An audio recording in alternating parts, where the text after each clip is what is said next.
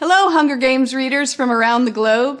I'm Suzanne Collins, and I'm so thrilled that the Ballad of Songbirds and Snakes is being published around the globe today. To kick things off, I wanted to share a passage from the new book with you.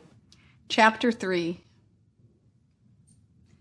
The peacekeeper moved on to the second car and released the chains. The door slid open, revealing Jessup, the male District 12 tribute, squinting into the brightly lit station. Coriolanus felt a jolt run through him, and his body straightened in anticipation. Surely she would be with him. Jessup hopped stiffly to the ground and turned back to the train. Lucy Gray Baird stepped into the light, her cuffed hands half covering her eyes as they adjusted. Jessup reached up his arms, and his wrists spread as wide as the chain on his restraints would allow, and she fell forward, letting him catch her by the waist and swing her to the ground in a surprisingly graceful move. She patted the boy's sleeve in thanks and tilted her head back to drink in the sunlight streaming into the station. Her fingers began combing through her curls, untangling the knots and picking out bits of straw. Coriolanus's attention turned for a moment to the peacekeepers, who were hollering threats into the train car. When he gazed back, Lucy Gray was staring directly at him. He started a bit, but then remembered that he was the only one on the platform besides the peacekeepers. The soldiers were cursing now as they hoisted one of their number into the train car to retrieve the reluctant tributes. It was now or never.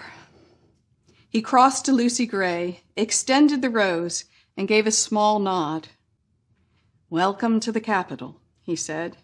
His voice was slightly gravelly, as he had not spoken for hours, but he thought it gave him a nice maturity. The girl sized him up, and for a minute he feared she was going to either walk away or, worse, laugh at him. Instead, she reached out and delicately plucked a petal from the flower in his hand. "When I was little, they used to bathe me in buttermilk and rose petals," she said in a manner that, despite the unlikeliness of her claim, seemed totally believable. She ran her thumb over the glossy white surface and slipped the petal into her mouth, closing her eyes to savor the flavor. "Tastes like bedtime." Coriolanus took the moment to examine her. She looked different than she had at the reaping. Except for flecks here and there, the makeup had been wiped away, and without it she appeared younger. Her lips were chapped, her hair loose, her rainbow dress dusty and rumpled. The mark from the mare's blow had turned to a deep purple bruise. There was something else, too. He again had the impression that he was witnessing a performance, but a private one this time. When she opened her eyes, she trained all her attention on him. "You don't look like you should be here."